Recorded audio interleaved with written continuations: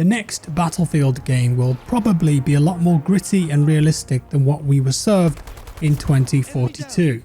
This is based on the reaction to 2042 and also based on some tweets that have recently been put out there by Marcus Leto. He's the new game director of Battlefield and Narrative at EA, and this dude is the co-creator of the Halo universe. So he's got some game development chops on him, and we've featured Marcus before since he started this new studio in Seattle. It doesn't even have a name yet, but we know that they're working on Battlefield, and as I've talked about in previous videos discussing this, they're working on a single player or campaign for the next Battlefield game based on a job application that was posted a couple months back. And the reason that I said gritty and realistic is because Marcus has actually been tweeting some interesting questions to the Battlefield community, and there's been a ton of responses and feedback in the replies, and I just wanted to show you guys the sort of questions that he's asking here. So the first one was about theme music, and he said, curious which variation of the Battlefield theme music over the years you all like the best.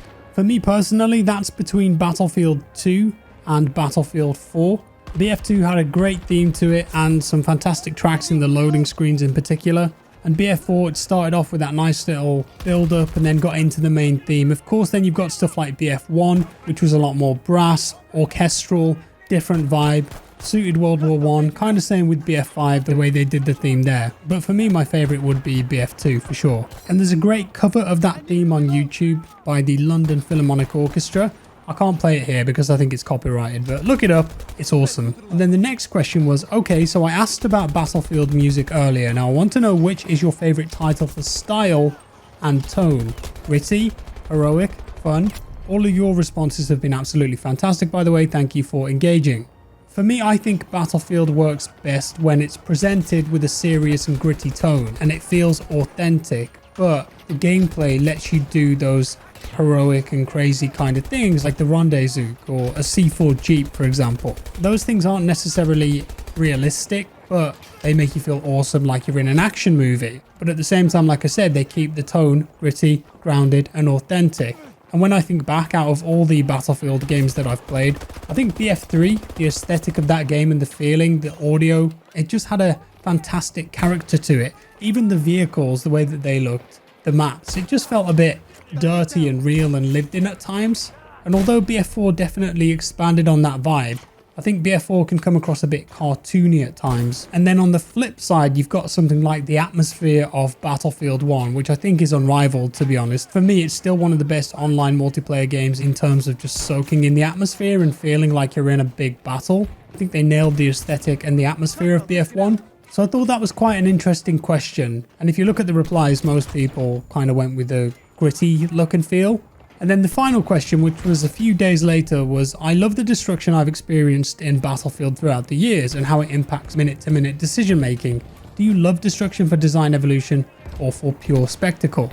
In my opinion, one of the key pillars of Battlefield is destruction. Ever since Bad Company and Bad Company 2, when they started using that engine, Battlefield was the place that you would get destruction, and that's what it was known for. And the best thing about the destruction in games like BC2 and BF3, a little bit in BF4 as well, is that you can really impact the gameplay with it. You shoot an RPG at a wall because you know there's a squad inside, boom, the wall blows up. It exposes the people inside, or the explosion kills them. Or if you remember playing Grand Bazaar on BF3, where you would be out on the street or in the alleyway, take that RPG, take that small rocket launcher, aim high, hit the facades of the buildings and just watch them all come crumbling down, and you start racking up multi-kills as all the debris falls on the enemies below. So whilst a game like BF3 did have the spectacle of destruction, it was also quite intertwined within the gameplay. BF4, they took it to the next level with Levolution, but I think on some of the maps, you'd see it once and then just get bored and the level would just play worse than it did before, like on Siege of Shanghai. So I think there's a nice healthy balance there. BF5 I think has a decent level of destruction in it. Could have had a bit more. 2042, obviously, I think that's one of the worst games in terms of destruction, the amount of things that you can blow up. It's just not really there in the current maps, and I hope that in the DLC maps, DICE experiment with just giving us loads of crazy destruction and bringing that element back to Battlefield, because really, there aren't many other games that I can think of, multiplayer PvP, on the top of my head anyway, where you can destroy most things and it has such a big effect on the gameplay. If you have too much, it kind of ruins the flow of the maps, but if you get the balance right, it's just so nice. And when I go back and play other games where you fire a rocket at a wall, and it just puts a decal on the wall or a black mark or something, it just doesn't give you the same feeling that Battlefield does. So I think it's really interesting that Marcus is asking these kind of questions and interacting with the community like that. And based on what he's saying, I do get a feeling that the next game, whenever that comes, will be a bit of a reset for the series. I think it will go modern day again, as in actual modern day, like between 2022 to 2025. I reckon they'll bring it back to 64 players. I think they'll put classes back in the game, and maybe focus on the infantry fighting a little bit more, and definitely ramp up that destruction. That would be awesome. I'm wondering though, what do you think? Like, how would you answer those questions? What would be your perfect Battlefield game if you could pick certain elements from all the different ones? Let's say the atmosphere from BF1, the gunplay from BF5, the vehicles from BF3, whatever. Let me know down in the comments below, how would your perfect Battlefield game look? And do you agree with me? Do you think that with the next game they're gonna scale it back a bit, 64, focus on tighter maps, more destruction, or will they go completely left field again and try something new? What do you reckon? What do you want? Let me know in the comments below. Let's have a discussion. Now, wrapping things up for today, there was some Easter egg stuff that appeared for the game. We'll talk about that in just a second.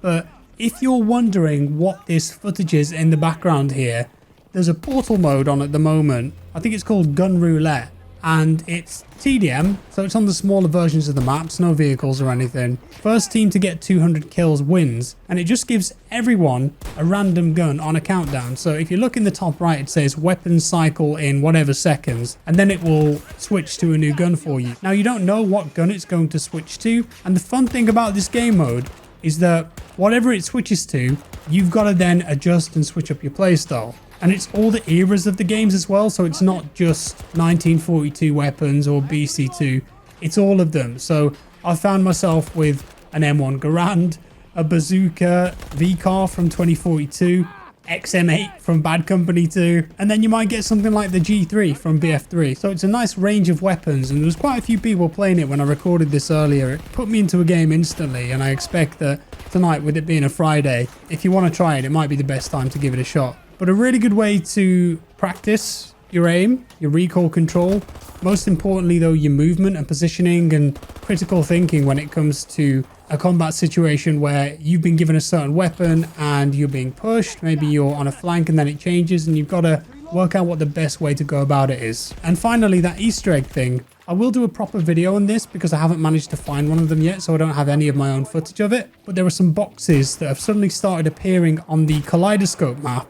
There's a weird symbol on them, they're beeping, and if you go up to them and melee them, you get a calling card, and on it, it's a load of weird text, and most people think it's a teaser for what's to come in Season 2, which is starting up on the 1st of September. So I'm sure there might be more stuff like that in the next few days if they can just add random boxes to the maps like that.